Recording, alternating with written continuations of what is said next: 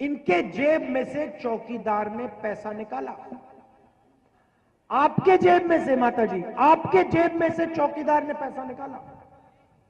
आपके जेब में से, जो नीला कुर्ता पहने, आपकी जेब में से चौकीदार ने पैसा निकाला। जब आप बैंक के सामने खड़े थे, आप मुझे बताओ, आपके साथ क्या हिंदुस्तान के चोर खड़े थे? क्या काले धन वाले खड़े थे? नीरव मोदी, मेहुल चौकसी खड़ा था, अनिल अंबानी खड़ा था क्या? नहीं, हिंदुस्तान के ईमानदार लोग खड़े थे। लाखों करोड़ रुपए आपके जेब से निकाल के चौकीदार ने नीरव मोदी के बैंक अकाउंट में डाला है। 35,000 करोड़ रुपए, एक साल का मनरेगा पैसा एक व्यक्ति को पकड़ाया।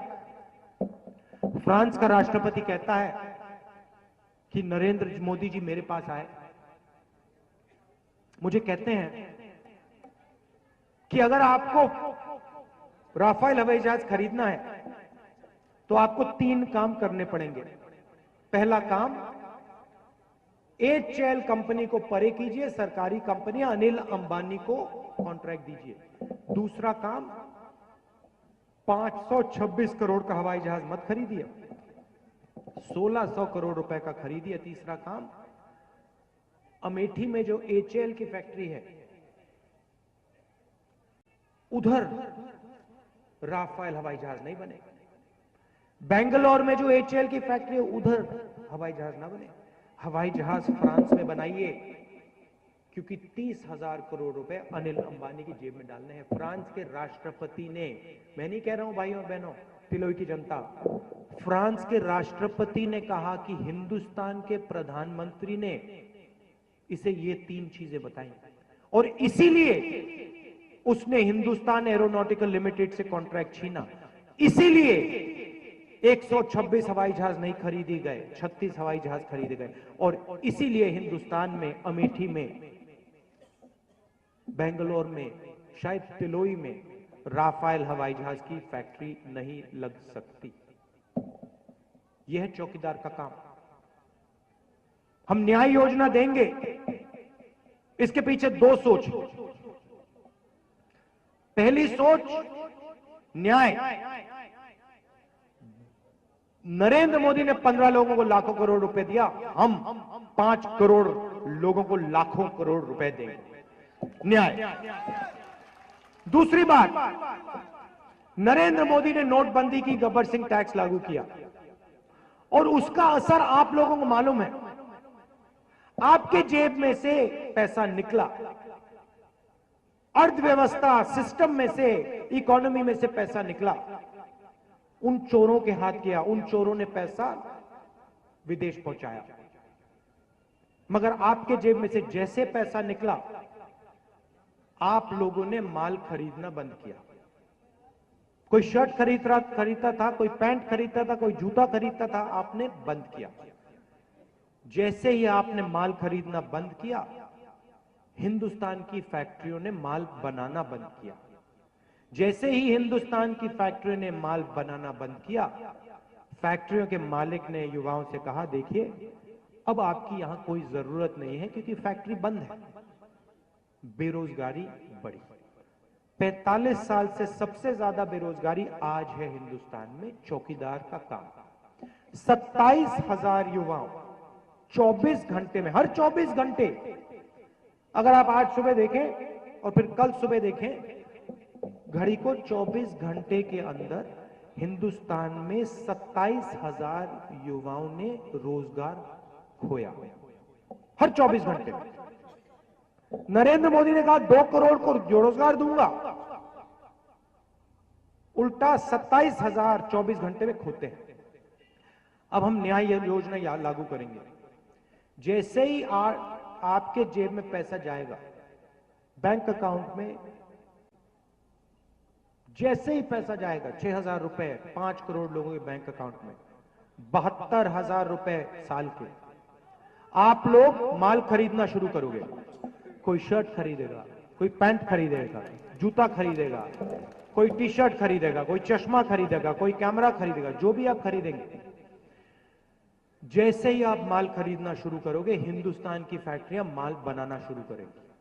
जैसे ही फैक्ट्रियां चालू होंगी, हिंदुस्तान के करोड़ों युवाओं को उन फैक्ट्रियों में रोजगार मिलना शुरू हो जाएगा। तिलोई का, अमेठी का, रायबरेली का, उत्तर प्रदेश का, हिंदुस्तान का फायदा होगा। यह है न्याय योजना के पीछे सूत्र।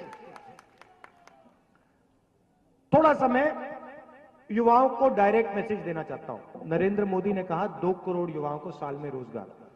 आप मुझे जानते हो, मैं झूठ नहीं बोलता हूं, मगर मैं आपको अमेठी के, रायबरेली, उत्तर प्रदेश, तिलोई सब के युवाओं को कहना चाहता हूं, 22 लाख सरकारी नौकरियां आज खाली हैं। मैं आपको गारंटी देता हूं कि साल के अंदर ये जो 22 लाख नौकरियां खाली पड़ी हैं, इनको मैं भर के दे दूंगा अगले साल तक। 10 लाख युवाओं को पूरे हिंदुस्तान में पंचायतों में रोजगार दिया जा सकता है। 10 लाख युवाओं को पंचायतों में कांग्रेस पार्टी रोजगार दे देगी। आखिरी बात,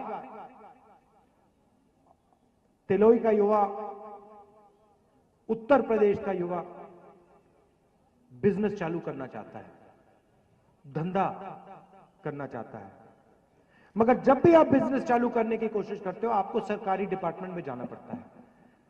एक डिपार्टमेंट में नहीं, 15-20 डिपार्टमेंट पे जहां भी जाओ भैया परमिशन की जरूरत है। परमिशन मांगते हो, कहते हैं भैया इधर आओ, परमिशन से पहले भैया रिश्वत दो। एक के बाद एक डिपार्टमेंट में तिलोई के युवाओं को रिश्वत देनी पड़ती है। पता लगता है बिजनेस चलाने वाला पैसा पूरा का पूरा परमिशन लेने में चला जाता है। अब हम चाहते हैं कि तिलोई का युवा हिंदुस्तान के लिए रोजगार पैदा करे। हम चाहते हैं कि तिलोई का युवा छोटा बिजनेस चालू करे। हम चाहते हैं कि हिंदुस्तान के बैंक का पैसा अनिल अंबानी की जेब में ना जाए, तिलोई के युवा के बैंक अकाउंट पे जाए। तो हमने एक नया कानून बनाया है। 2019 के चुनाव जीतने के बाद किसी भी युवा को बिजनेस चालू करने के लिए कोई भी परमिशन लेने की जरूरत नहीं। 3 साल कोई परमिशन मत लो, आप अपना बिजनेस चालू करो, धंधा करो। 3 साल बाद जब आपके पास 10, 15, 20 लोग काम करें, तब आप जाओ सरकारी डिपार्टमेंट में, कहो मेरा बिजनेस है, 30-40 लोग मेरे लिए काम करते हैं, अब पैसा बन रहा है, अब आप मुझे परमिशन दो। किसानों को मैं 2 चीजें कहना चाहता हूं, और इससे तिलोई के किसानों को फायदा होगा। नरेंद्र मोदी जी ने कर्जा माफ नहीं किया, बीमा का पैसा आपसे छीन के 10,000 करोड़ रुपए उन्हीं चोरों को दिए। अनिल अंबानी को डिस्ट्रिक्ट पकड़ा रखे, जम्मू कश्मीर का पूरा बीमा अनिल अंबानी को दे रखा था, हमने पकड़ा। अलग अलग डिस्ट्रिक्ट बांट रखे हैं।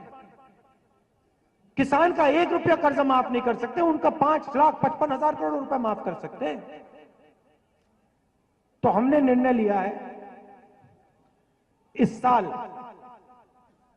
जब बजट पेश होगा, कांग्रेस पार्टी जब बजट पेश करेगी, अभी 2-3 महीने में 2 बजट पेश होंगे।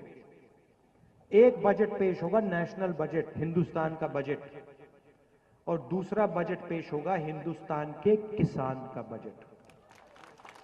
उसमें हिंदुस्तान के, उत्तर प्रदेश के, तिलोई के हर किसान को हम बता देंगे, साल की शुरुआत में बता देंगे कि इस साल आपका इतना कर्जा माफ होने जा रहा है, आपके खेत के पास इस प्रकार की फैक्ट्री बनेगी, तूफान आएगा, आंधी आएगा, आपको इतना मुआवजा मिलेगा, एमएसपी आपकी इतनी बढ़ाई जाएगी। पूरा का पूरा साल की शुरुआत में किसान बजट में हिंदुस्तान के, तिलोई के सब किसानों को साल की शुरुआत में ही बता दिया जाएगा। दूध का दूध, पानी का पानी हो जाएगा। और एक आखिरी बात जो हमारे किसानों ने मुझसे कही, सवाल पूछा, मुझे बहुत अच्छा लगा। उन्होंने कहा देखिए, अरबपति कर्जा लेता है, विजय माल्या 10,000 करोड़ रुपए ले गया, लंदन में घूम रहा है, प्राइवेट हवाई जहाज में उड़ता है, दिन भर खाना खाता है, मौज करता है, पार्टी में जाता है, उसकी पूरी जिंदगी मौज की जिंदगी है। मगर अगर किसान 20,000 रुपए लेता है कर्जा बैंक से और 20,000 रुपए वापस नहीं दे पाता है, तो उस किसान को पकड़ के डंडा मार के जेल में डाल देते हैं। और मैं बहुत सारे किसानों से मिला, उन सब ने मुझे ये बोला। उनने मुझसे पूछा कि ये आपको न्याय लगता है, ये सही लगता है आपको कि चोर बाहर बैठे मौज करे और ईमानदार किसान जेल में बैठे? मैंने कहा सही नहीं लगता। तो उन्होंने कहा कार्रवाई कीजिए, हमारे लिए कुछ कीजिए, डर लगता है हमें, कर्जा ना लौटाया जेल चले जाएंगे। तो मैंने और कांग्रेस पार्टी ने एक ऐतिहासिक निर्णय लिया है। हिला देगा आपको अभी जो मैं कहने जा रहा हूं, हिला देगा। मगर कांग्रेस पार्टी ऐसा काम करती है। 2019 के बाद हिंदुस्तान के किसी भी किसान को, तिलोई के किसी भी किसान को कर्जा ना लौटाने के लिए जेल में नहीं डाला जा सकेगा। अब सोचिए आपकी सरकार क्या कर सकती है। और वो चौकीदार दिन भर झूठ बोलता है। उसने 5 साल हिंदुस्तान का टाइम जाया किया। देखिए नया नारा चला है, मैंने नहीं चलाया। पहले नारा हुआ करता था अच्छे दिन, लोग कहते थे आएंगे। अब देखिए नया नारा, देखिए चौकीदार, ये देखिए चौकीदार, चौकीदार, ये देखिए प्रेस वाले हंस रहे हैं। देखिए ये देखो, ये देखो हंसी आ रही है इनको। हाँ मैं समझता हूं। अच्छा हंसी क्यों आ रही है मैं आपको बताता हूं। मैं आपको बताता हूं इनको हंसी क्यों आ रही है। हंसी इसलिए आ रही है क्योंकि अगर इन्होंने अपनी मन की बात कर दी तो इनको 2 डंडे पड़ेंगे, नरेंद्र मोदी जी मारेंगे। मगर दिन भर इनको नरेंद्र मोदी जी की मन की बात कैमरा से लेनी पड़ती है, इसलिए इनको हंसी आ रही है। घबराइए मत। 2019 के चुनाव के बाद आपको जो लिखना होगा आप लिखना, हमारे खिलाफ भी लिखना होगा, थोड़ा लिख लेना, कोई फर्क नहीं पड़ता। हम सच्चाई की लड़ाई लड़ते हैं। तिलोई की जनता से मैं कहना चाहता हूं, देखिए मेरा आपके साथ पारिवारिक रिश्ता है। मैं आपको कहना चाहता हूं कि जिस दिन दिल्ली में कांग्रेस पार्टी की सरकार बनी, जो 5 साल का आपका नुकसान किया है नरेंद्र मोदी ने, चौकीदार ने, फूड पार्क छीना, ये जो हमारा अस्पताल है इसको रोका, आपसे स्कूल छीना, जो आपका था, जो आपका था, तिलोई का था, आपसे छीना। मैं देखता हूं हमारी सरकार बनेगी, 2 गुना काम मैं आपको करके दिखाऊंगा। और जब ये बीजेपी के लोग आते हैं, प्रधानमंत्री आते हैं और यहां झूठे भाषण करते हैं, एक बार उनसे ये भी सवाल कर लीजिए कि उन्होंने 30,000 करोड़ रुपए अनिल अंबानी को क्यों दिए। और ये भी पूछिए 30,000 करोड़ रुपए के लिए अनिल अंबानी ने उनके लिए क्या किया, क्योंकि मुफ्त में थोड़ी होता है। अनिल अंबानी को इसने 30,000 करोड़ रुपए दिए, रिटर्न में क्या मिला, वापस क्या दिया, ये पूछ लीजिए। मैं आपको बताता हूं क्यों कह रहा हूं। मैं जैसे ही हमारी सरकार आएगी ना, जो चल रहा है राफेल का, इंक्वायरी होगी, इंक्वायरी होगी मोदी जी, ये आप मत भूलिए। इंक्वायरी होगी और सच्चाई बाहर आएगी। जो फ्रांस के राष्ट्रपति ने कहा वो बाहर आएगा। जो हिंदुस्तान की डिफेंस मिनिस्ट्री के फाइलों में लिखा है पूरे देश को पता लगेगा। और दो ही लोगों का नाम आएगा भाइयों और बहनों, अनिल अंबानी और नरेंद्र मोदी। क्योंकि चौकीदार, ये है सच्चाई। किसानों को नुकसान पहुंचाया, युवाओं का टाइम जाया किया, बेरोजगारी दी, नोटबंदी की, मनरेगा का मजाक उड़ाते हैं। मनरेगा का मजाक उड़ाते हैं, पार्लियामेंट हाउस में कहते हैं मनरेगा से किसी को फायदा नहीं हुआ। अभी मैं केरल गया, वहां पे एक लड़की सिविल सर्विसेज, आदिवासी लड़की, गरीब लड़की सिविल सर्विसेज का एग्जाम पास करती है। मैंने उससे पूछा, बताओ मामा पापा क्या करते हैं? कहती है मेरे मामा पापा मनरेगा में काम करते हैं, मनरेगा में काम करते हैं। बच्ची को मनरेगा ने सिविल सर्विसेज तक पहुंचा दिया और प्रधानमंत्री मनरेगा का मजाक उड़ाता है। मैं आपको बताता हूं, पहले 100 दिन देते थे ना, इस बार 150 दिन देंगे। जो इन्होंने गरीबों से छीना, किसानों से, मजदूरों से, युवाओं से छीना, उसका दुगना, मैं बता रहा हूं आपको, उसका दुगना मैं अनिल अंबानी जैसे चोरों से छीन के ना यहां डालूं। न्याय योजना का लक्ष्य यही है, 72,000 रुपए साल के, 3,60,000 रुपए 5 करोड़ परिवारों को। अच्छा, आखिरी बात बोलना चाहता हूं, यहां पे बहुत सारे पुरुष खड़े हैं, मुझसे गुस्सा मत होइए, गुस्सा मत होना। न्याय योजना का पैसा जो 5 करोड़ परिवारों को जा रहा है, वो महिला के बैंक अकाउंट में जाएगा। मैं पहले ही बता रहा हूं, महिलाओं के बैंक अकाउंट में जाएगा।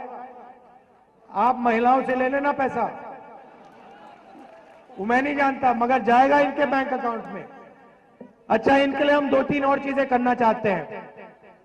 लोकसभा, विधानसभा, राज्यसभा में 2019 के बाद 33% आपको महिलाएं दिखाई देंगी। रिजर्वेशन महिलाओं के लिए हम करने जा रहे हैं।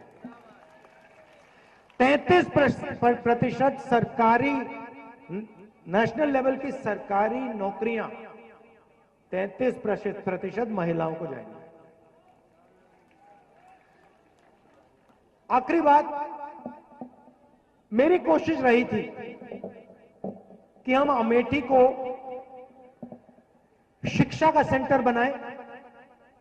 पेट्रोलियम इंस्टीट्यूट दिया, एफडीडीआई दिया, निफ्ट दिया, ट्रिपल आईटी दिया, ट्रिपल आईटी उन्होंने छीन लिया। मैंने सोचा था कि हम अमेठी को शिक्षा का सेंटर बनाएं। एरोनॉटिकल यूनिवर्सिटी बनाने की कोशिश की, वो उन्होंने बनने नहीं दी।